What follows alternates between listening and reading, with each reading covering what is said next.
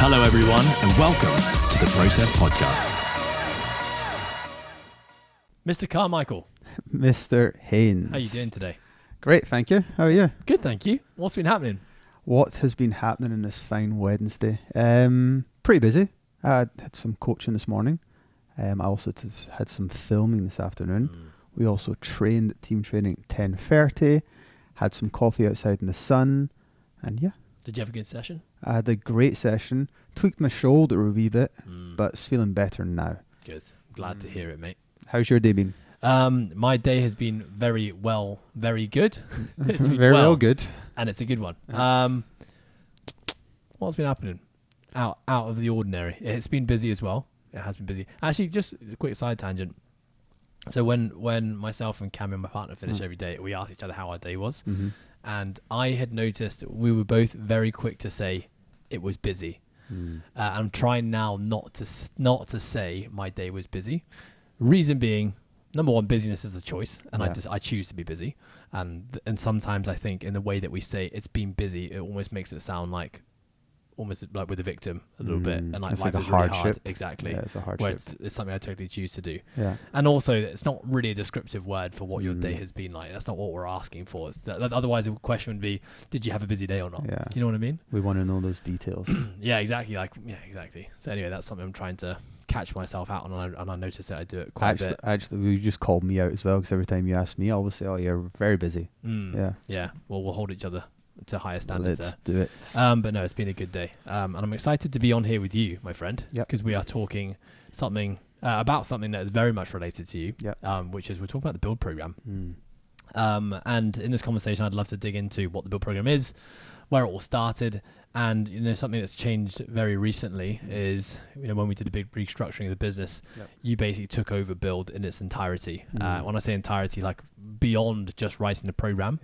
And we'd just like to hear kind of how that has all been for you, what the challenges, what's actually been happening, any new skills you had to unlock.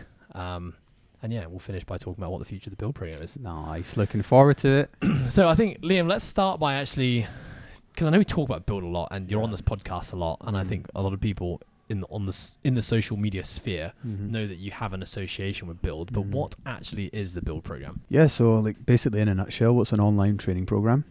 It's catered for individuals that want to look good, feel great, and function well.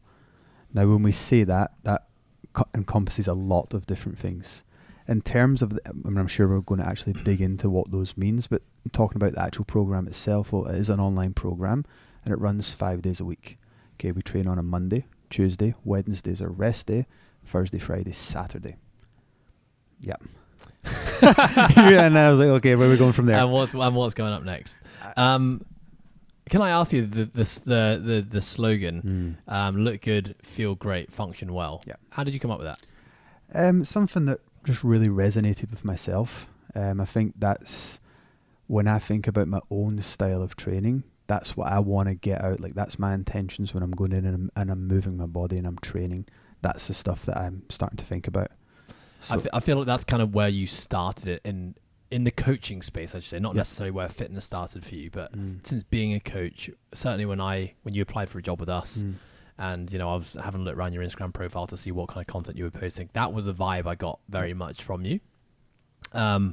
And I think, back then you talked about this before, like, you'd followed Philly's program for quite a while. You're a great mover as well. So you kind of like, you're jacked, you move well. You're like a very good, I guess, avatar for that type of training program anyway. But when you actually came to Coastal and you joined the process team, something you set out to do was to level up in the sport of CrossFit, and you actually hired a coach in CrossFit, and you basically followed pretty much a CrossFit program for a year. About a year, and then I think from that you have now transitioned back into doing kind of what you started. Talk me through that whole journey. So that journey was, obviously I had the training background like you've highlighted, where it was the functional bodybuilding side of things. I came to Coastal and realised that I actually enjoyed the performance side of things, and I wanted to dabble a bit more. One, as a person, right? I really wanted to understand myself, where my capacities were at that point in time, but then also as a coach. Like, I know we've talked in the podcast before how important it is, essentially, as a coach, you need to be a sponge. You should be going out there and trying different things, trying different methodologies, trying different sports, and seeing what you can take from that. And essentially that was my journey with my coach I had for a year. It was like, I want to go out and I want to try these things and see what I can take from it. And there was multiple things that I took from it that were really good. And there's some things that I probably don't need to take from that in terms of where I wanted to go as a coach following that experience. What were some of those things? Well, I think a lot of it was to do with like actually preparing myself for the sport of CrossFit, which was for the Open. So it was very much periodized training, which I kind of got a taste of before, but not for a specific sport. You were peaking for the Open, I believe, it was, right? Yeah, it was for the Open primarily. Yeah. And my training leading up to that or before taking on a coach wasn't really geared towards any specific point in time.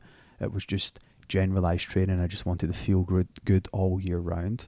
So of course there was forms of periodization, but it wasn't specific to a sport.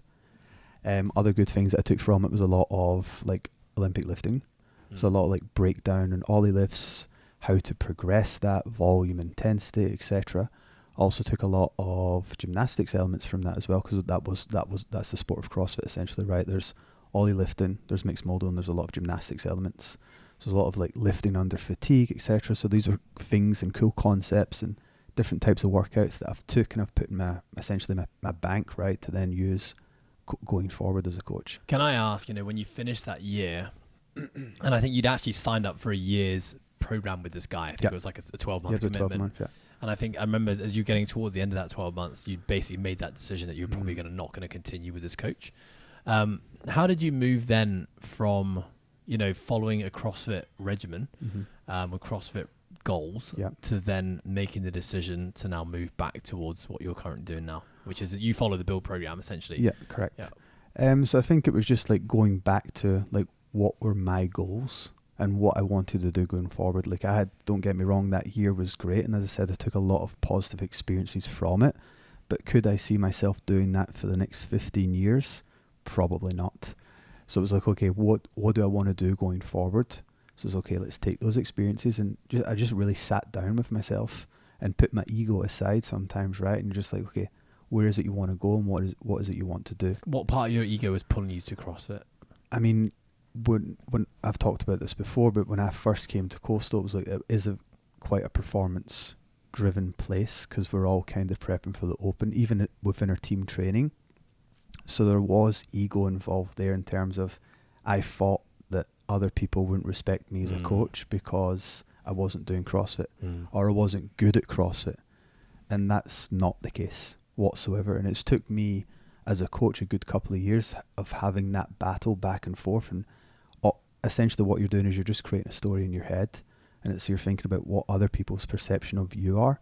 But people don't really, as a coach, people don't value you, how good your ring muscle ups are. Your athletic endeavors, Right, yeah, that's cool. But they actually value you as a person and the relationship that you're going to develop with that person. Of course, if you're coaching ring muscle ups, you need to know how to coach the ring muscle up effectively.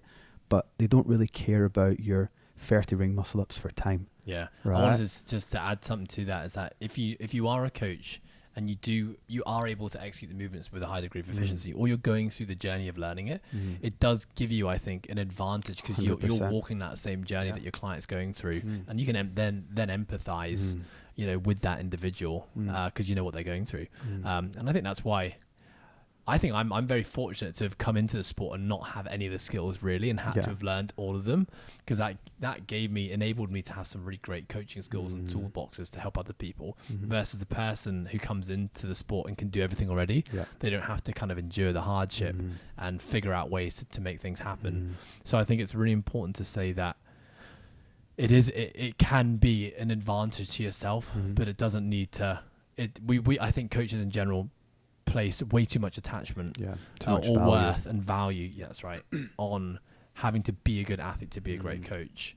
I also think something unique to you though is that throughout your journey of exploring CrossFit, I think you were also having realizations that actually working with high level CrossFitters also wasn't really the people you wanted to be working with, which meant the people that you typically work with yourself are kind of like the look good, feel good, function well crowd. So Mm-hmm. therefore, there is a bit of disconnect there as well. So, if you're doing CrossFit to become a better coach, but you're not actually coaching CrossFitters, well, then there's a disconnect there. Would you agree? I mean, that was one of the reasons that I ended up going back to Build. It was like I was writing a program and I was essentially selling a program online, but I wasn't doing the program. So I felt personally that I was doing Build a disservice by not doing it. And the moment I actually started doing the program, like then going in to actually write the program was so much easier because I was experiencing what other people were experiencing. And that just creates more trust and more buy-in for people that are potential customers or clients to the Build program. I want to just backtrack a little bit. We talked about this, I think, on one of our episodes quite a long time ago. Yeah. But basically the whole process as to how you came to take over Build in the first place. So actually I started Build. I remember it was one of my long-time members here at Coastal it was the start of pandemic, I believe. Yeah. And he kind of didn't have a gym to use anymore. Life had gotten really stressful for him. And he'd realized that like high intensity, hard work just wasn't really agreeing with him anymore. But he didn't want to go anywhere else and wanted to find a solution to stay a part of the process programming and have training that was a little bit more tailored to his goals now, which essentially were look good, feel good, function well. We didn't have that terminology or those slogans attached to the program yet, but that's essentially what he was asking for. And so from that, created the Build program, which I think, the early iterations of it, don't look too dissimilar from what we have now. We didn't have any conditioning, so it was just essentially like functional bodybuilding. And I would say 4 days a week, right? it was 4 days a week. It was kind of like the target market then, very similar to Market Philly, was kind of like the burnt out CrossFitter. So people who had a decently high training age, they were competent around the gym, but just didn't want the intensity of CrossFit anymore. And so I think I ran that program for about a year. And when you came into the company, there was never any intention to be handing Build over to you. But I remember it started with me actually just reviewing the things that I was doing and being honest with myself to say, like, what am I giving 100% to and what am I not? Because I know that everything we had huge potential, but like so often the case, you need the right people to allow that to be in charge, to allow the potential to be realized. And Build was one of those things that I was like, I'm just not giving enough love to this thing, even though I love it. And like you said, there's a disconnect because I'm not doing the program myself. I post every day about doing the Compete program. And so therefore it makes sense. And I think my reputation as a coach probably lies more in the CrossFit space. So I remember just having a sit down with you one day and you were still, you were doing CrossFit at this point in time. And was like, can't even remember how this idea popped up, but Liam, would you be interested in taking over this Build program? And you were basically like, well, actually tell me, like, what was going through your mind when I asked you that day? Remember? I was pretty surprised that you asked me, like, to be honest. I remember I think we were sitting outside and you asked me, like, what is it you want to do? And it's like, I want to get into like the online side of things, because when you hired me, I was just a Coastal coach. And obviously we got the process programming, which is, you're on kind of a different contract, right? So we're sitting down and we're trying to figure out what's the path going forward. And I said that I wanted to move it more into like the online space. And then we started talking about Build and you were like, oh, is that something that interests you? And I was like, yeah, 100% I can do that. And it started off with like just writing warm-ups and just writing like the A work. And then we would come back and you're like, I remember we used to sit at your computer. I would design like a week. We'd sit down, we'd review it, we'd tweak it, right, Liam, let's make changes there, so on and so forth. And then that kind of turned into me writing the full like 8 weeks. We'd go back, we'd review it, okay, let's make some tweaks there, that can be a bit better there, okay, sweet. And then I think after maybe about 3 months of doing that, it was kind of like you mentored me in. And after the 3 months, you were like, actually, it's time for you to go now, like you can go and do it. And still to this day, we still go back and look over each other's programming, which I find really cool and really valuable. Yeah, cool. I've never actually asked you how you felt doing it, but it just seemed like, to me, the right thing to do. You just, it was exciting for sure for me. Yeah, and I just knew that you're just a much better match for the program than I am. Okay, so let's go back now. So Liam, you take over the Build program after a few months of mentorship. Doing an amazing job. Then at some point in time, you realize that you're doing the program a disservice by not following it yourself. And I remember like the moment you started following it, I remember you came in after a week, you're like, this is amazing. This is what I've been searching for. Yeah, this is amazing. Like, you had so much more clarity in the way to program it because you were feeling what everyone else was going through as well. I think you felt more connected to the community as well. 100%, and vice versa. Yeah, like and they felt more connected to the community. Definitely. I remember the first week, Because before I was kind of doing like pieces just to test things out, and I would kind of put some scores up on, or like a tracking software WOD up. But I remember that like the first week that I completed like the full week of training, I must have received about 12 messages from clients of our community saying, "Oh my God, it's so awesome that you're doing the workouts. I can now see your scores." And there was just such a good connection that happened, even though that they knew I was writing the program for the past almost a year. Just the fact that I decided to start doing the program and they could see it just created so much more buy-in. I even had people saying to me, "Oh, like Liam's the benchmark for build," and I was like, "You guys got to aim higher than that, guys." No, but he's missed the build. So like, if Liam can do it, like I need to aspire to one day do that. I'm like, wow, But that's a bet that is amazing. It is, 100%. Okay, so something about 3 months ago. Yep. So over 3 months ago, 3.5 months ago. Happened here at Coastal on the process program. We talked about this a lot on the podcast, which is basically the restructuring. And in the restructuring, we essentially took some of our coaches and gave them management responsibilities. You took on a number of management responsibilities. One of those was looking after individual coaching. So that's basically, taking over from what I'd been doing, which is mentoring the level 1 coaches, making sure, as a company, we're hitting our KPIs in terms of the number and the quality of individual coaching sessions that are happening here every month. Outside of that, your next biggest role, I'm not saying it's any smaller actually, but another big role you took on was actually taking over the build program in its entirety. So this is very different though, because you went from just looking after the programming of build to now looking after build as an entire program. So tell me, like, what were some of the things that went into your job responsibilities when we did the restructuring that weren't there before? I mean, there was a lot. Like, I think the biggest glaring one was like the social media.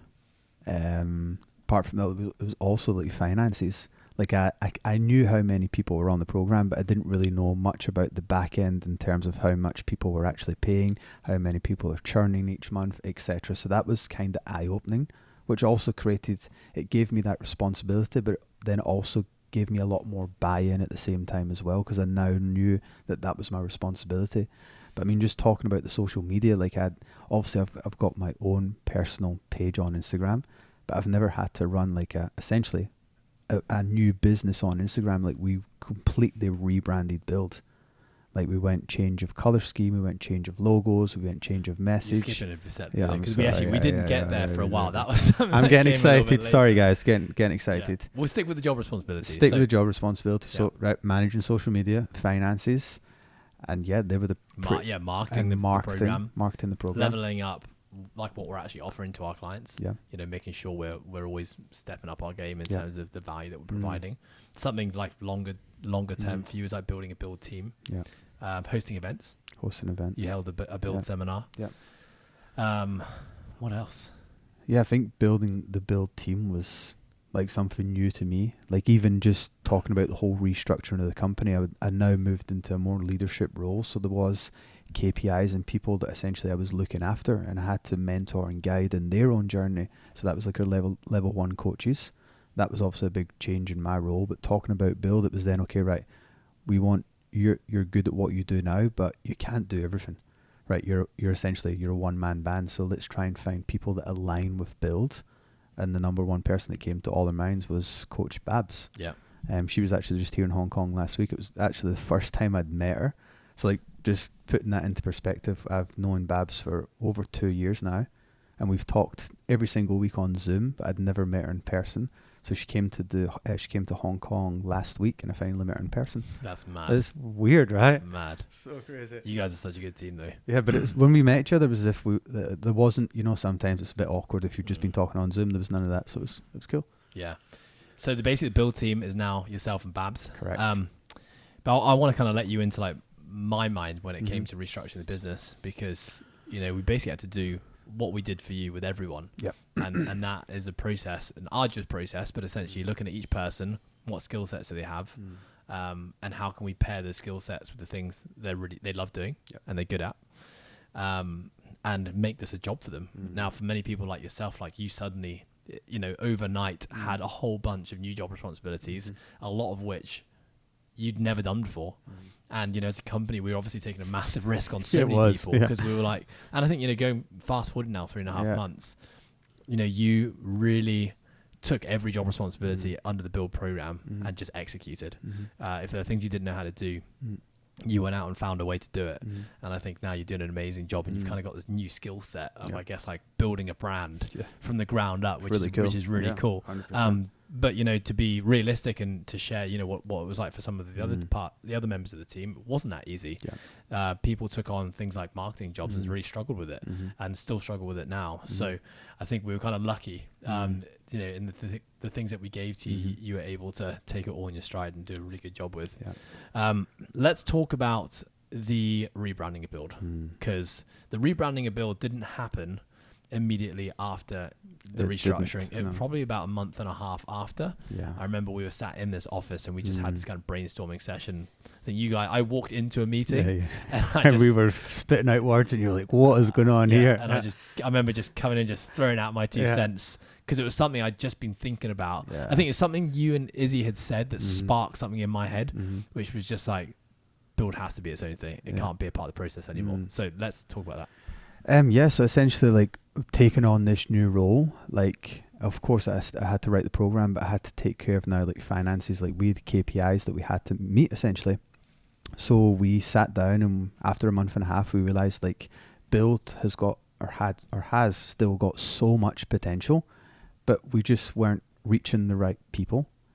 So we sat down in this office for a good, like, hour, and we were just brainstorming on different ideas, and we're like, what is it why are we not reaching these thousands of people like it deserves? Because everybody that's on our program is singing its praises. They're saying programming is really good. Like, they're saying exactly what we say on the tin. That's what it's doing. So it's making people look good, feel great, and function well. So we're sitting here and we're racking our brains and we're like, why are we not getting more people on this program? Then we looked at, like, the bird's eye view of the whole business structure, essentially. And it's like, people are coming to the process. The process programming is known for CrossFit, right? People are coming to the process programming to do CrossFit in some way, shape, or form. Whether that be in our live program, perform, compete, or elite, that's what we're known for. And that's the brand that we've built, and that's what we want. Like, we want people to come to the process programming for CrossFit. But what was happening was we were trying to tell our message within the process programming, but we were talking to CrossFitters. So we're sitting here banging away at a drum saying, look good, feel great, and function well. But essentially their audience that we were talking to was CrossFitters. So that's all good and well. But if you're saying your message, but it's to the wrong audience, of course you're not going to get people coming in. Then on, like, a smaller scale, it's okay, let's look at the Instagram. I mean, we post 7 days a week on the process program Instagram handle. Now we've got, like, 3 different handles. But back then we had the main one, which was the process programming. We're posting 7 days a week, and build only had 1 slot per week. So it's like, it's not kind of doing it justice, right? We're posting 7 and out of 1 it's build. So that message, again, it's kind of getting lost in the masses of all these messages. So, okay, what is it we need to do? Okay, right, boom, let's rebrand. Let's create its own identity. Let's create its own brand, color, messaging, social media handle, and let's see what happens. And that was a lot of work. Like, I don't think we realized how much work it was. When we said it, it's like, oh, let's just rebrand build. I was like, yeah, okay, but it was like a lot of work. Like, even going down to the minute details of, like, font and color, and there was a lot, but it was really exciting. And that's something that I'll always take away. It was like, we basically rebranded a brand and made it its own thing. And that was such a good experience for me, because I'd never done that before. So we're going to dig into that in a second, but essentially what we'd realized was that we can't really have build be under the process banner. It still is under the umbrella for sure, and it's, you know, if we go onto build Instagram page, it's by the process, and it still very much is one of our programs, but it was just confusing. You know, it's a very niche market, but it was speaking to the wrong niche by being a part of the process programming. And I think I remember just having that realization. It was just like, guys, everyone knows us as CrossFit. It's like, you look at all of our coaches, like we all have a background in CrossFit, and that's what people know us for. And build needs to be a standalone thing. And it was like, how do we do that? And I think it was Izzy said it has to have its own Instagram page. And we were like, whoa, we've never had another Instagram page. We've only had codes from the process. So talk me through the whole process of, like, rebranding, like what had to go into it. And I know, like, talk me through your mood boards, talk me through the colors, like that whole process. Yeah, so super exciting process. Also, we were very lucky to have Isabel, and she obviously deals with all the marketing and branding stuff. So we sat down in this office, and she was asking me questions like, okay, what's your like favorite colors, favorite type of music, like, and she was just gathering essentially a mood board. She's like, what type of clothes do you like? Do you like I was even going down to the minute details of like a t-shirt or a tank, what do you prefer? And she was taking all this information, like what type of music, what type of films. It was like really, really interesting. So she's taking all this information. She creates this thing called a mood board. So it's got all different brands and stuff. And then she sends it to her company called Spruce. And they came back with like 3 different ideas of what build could look like in terms of color schemes, fonts and stuff. And I remember them sending the 3 different options back. And next to the brand, they always tag it with some words. And like the first one was like grunge, something, something. Second one was like another weird one. And the third one was structured, but playful. And when I seen structured and playful, I was like, boom, that is build right there. Because that's essentially what we are. We are structured. We're structured training, but we like to play at the same time. So I was like, that's who we are right there. And we went with that one. Talk me through like the color scheme. Like the color scheme is bright. I know it's not just about what do you like, right? There's another level to it, which is also like, does what I like actually represent this brand and what we're trying to do? And I think when you look at build, when I look at build, there's 2 things I think about. I think about a Quicksilver shirt that I owned when I was about 18. It was sick. It was like, that was one of the brands I put down, by the way. Yeah, was it? Yeah. It was. I owned this Quicksilver shirt. There was a purple shirt, had a yellow lightning bolt down the front and like blue dots on it. It was so sick. Yeah. I also think about the New York Knicks. Yeah, because of the blue and orange. The blue and orange. Yeah, those are 2 things that like jump into my head straight away. So like, how do you pair colors to a training methodology? It was just going off stuff that I really liked. It's like, what's your, it literally was. Yeah, so it's like, what's your favorite color? What's brands that you already resonate with? Like, it was like, what's your favorite type, like, brand of t-shirt? I was like, Carhartt. I like some Stussy. I like Quicksilver, Rip Curl. And they were just creating this essentially a vibe. And then they come up with like a color palette for each of the ideas. And like I said, once I seen structured and playful, and I seen the colors, they're all colors obviously alike, like bright, like yellows, blues, oranges. I was like, sold. Mine would just be black. Yeah, black and grey and black white. And grey. Yeah. Okay, so you get your color palette now. You get your brand, you get your font. What now? So then it's like, okay, I think they come up with like the first. So when you create an Instagram handle for like a business, they say that you have to start always before launching the page. You have to start with 9 pictures, right? So it's like, okay, what's those 9 pictures going to start with? Like, what do you want it to say? What do you want it to look like? So, okay, let's put some colors in there. Let's put some words that kind of resonate with Bill. So it was like, one picture was like, look good. The other one was feel great, function well. It was kind of scattered across 9. And then it was like, okay, right, we need to get some content in the bank for when we launch this Instagram page. So, okay, right, create all the content, create all the sexy marketing stuff. And it's okay, let's launch this thing. And we launched it. And we launched it, we tied it in with a new training cycle. So it's like, okay, right, we're rebranding this thing and we're starting a new training cycle. If this resonates with you, come on board. How quickly did you start to see a return on investment on that? So how quickly did you start to see an uptick in customers? I think pretty much straight away. It was like people like, oh wow, what's this new thing? Like people had kind of heard of Build before within our community because we were talking about it quite a lot. But as soon as we created its own thing, people were just like, they were gravitating towards it. I mean, now if you look at our social media page, we've got about 350 followers. And each of those followers, I know in some way, shape or form that they could be potential Build subscribers, which is really good. It's like you're putting out that message. You're now speaking to your audience and you've got people following your page. What were some of the biggest surprises that came out of rebranding and having its own identity? Like, were there any kind of booby traps you didn't see coming? Or like there's way more effort that has to go into something than you initially thought? I mean, I think just like content. Like, I know we were creating content pretty regularly before, but it's like now you've got the responsibility of having this page. We decided that we wanted to post a minimum of 3 times a week and be posting stories every day. And you kind of don't realize how much time that takes. It's like 1, creating content, But then something as simple as actually posting the content. Now I've got a bit more smoother at it, let's say. But like reposting stories, I know it sounds really silly, but that is very time consuming.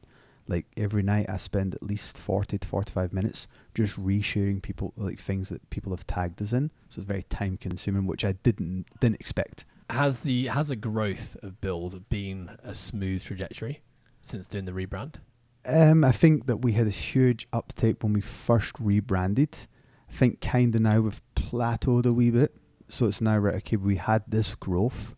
We obviously know that growth came from the rebranding and people now know what things that we do. But so we've kind of seen a small plateau now. So we're now putting our heads together and we're thinking, right, what do we need to do now to elevate that, like, to get us on the growth again, essentially? Is there anything you'd like to share? I mean, I think that we need to be a lot more, we need to show our face a lot more on the page. So if you're listening to podcasts, you pull up the Build page, there's a lot of information going out. And there's not so much, we're talking about training, but there's not, faces is what I want to say. So faces of me and Babs and actually doing like reels and stuff where people can connect with us. I think that's something that we need to up our game on. So it's something that we're working hard on right now. Yeah, I think that's something we're realizing with the Live, Perform, Compete and Elite program, which is something that falls under my banner. Yeah, we are also in the process of starting our own page as well, which is going to be the Process Athlete page. And this was a job something I really wanted to do.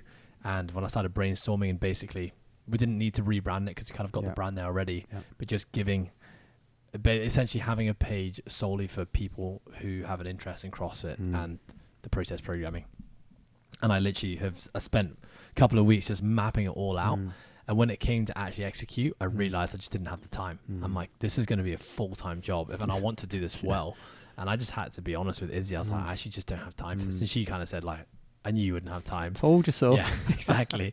But it's 100%. We're building kind of like a library of things that we're going to post, and we're going to launch it soon. When we have just maybe a bit more personnel to make that happen. But I realized very quickly just how much work goes into it. And I even think about my own Instagram page, which I don't treat as a brand, but it's like, I'm every night when I go through and clear out an inbox, like it does take a lot of time, and you're essentially multiplying that by 2. I think it's important though also to be honest and say that the trajectory of a new brand often it's not smooth sailing. It doesn't just keep on climbing. Like you've got to keep on reinventing yourself, not reinventing yourself, but looking for more ways to elevate your brand and to do more and to connect with people more. A lot of people think it's like you can just create the brand and launch it and then the job's done. Oh, like when we rebranded and I was seeing the amount of like new customers we're getting, our new members, I told Petra, I was like, because we had a certain KPI that we had to meet, and I was like, Petra, I'm going to crush this KPI. And now 3.5 months later, I'm like, KPI is looking a bit tight now because obviously you rebrand something that's new, people are going to be attracted to it. But that's something that I wanted to mention. It's like the work that it took us to rebrand and get that initial injection of like new members is not the same work that we have to do to get it to the next level. And like you said, it's like constantly putting your heads together, and it's like if you want to be an online business, you're going to have to be posting a lot, and you're going to have to keep up with, let's say, like quote unquote trends, right? And it's not even just posting, it's like connecting as well. It's the connecting. I think a lot of people think that to run a sexy Instagram page you just need to post content, but you need to be following, you need to be having conversations, commenting, liking. It's a full-time job. It is. Which has been super cool for me, though. I really enjoyed it, to be honest. So what does the future hold for Build? I think we've now understood, right, well, what we offer right now, like at its core, is really, really good. It's now trying to figure out ways of how can we get it out to even more people. So that's going to be in the more marketing side of things. In terms of value for the actual member, we've had numerous ideas back and forth. We're maybe even thinking about like doing like Zoom calls for when we launch the new cycle, for example. So that's just getting our people together. I don't know if that's going to be something that our people are interested in, but it's like, let's try it. You can only try. And it's like with all these new ideas that we've had, you don't know until you try. You've got to put yourself out there, and it might be a failure. Like we've posted some content and we're thinking this is going to be so good. It's going to break the internet. Yeah, we're going to get likes, we're going to get comments, we're going to get people resharing. Gets like 3 likes. Like, okay, right, that didn't work. Okay, what is it about that thing that didn't work? What can we do better? And essentially that's how you move forward. Not even with content, with anything in life, right? And I found, for knowing that my job is similar to yours in terms of one of my KPIs is to grow the Live, Perform, Compete, and Elite online subscription, or just the online program. It's nice to have you also in the arena to bounce ideas from, and for me to draw inspiration from as well, because I love some of the things that you've created, and I kind of just see it and I'm like, okay, I need to do that as well, or probably things that would work for you are also going to work for me, and vice versa as well. So it's been really nice, like not being alone, I guess, on this, and having someone else to bounce work ideas with and bounce ideas off. Yes. Cool, Liam. Well, thanks for sharing. You're more than welcome. Yeah, you're doing a great job. And I think we all believe in the future of Build, and we know that the program itself is incredible in terms of the actual programming, but also what a subscriber gets. And it's just about getting it out to the world. In terms of where people can find out about Build, head over to our website, www.theprocessprogram.com. You'll find it there, full description, or make sure you follow the Instagram page. So the Instagram handle is Built to Build. And of course, if you don't follow Liam Carmichael, make sure you do that. Yes, let's go. Liam, it's been an absolute pleasure. Likewise. Till Cheers, next time. guys.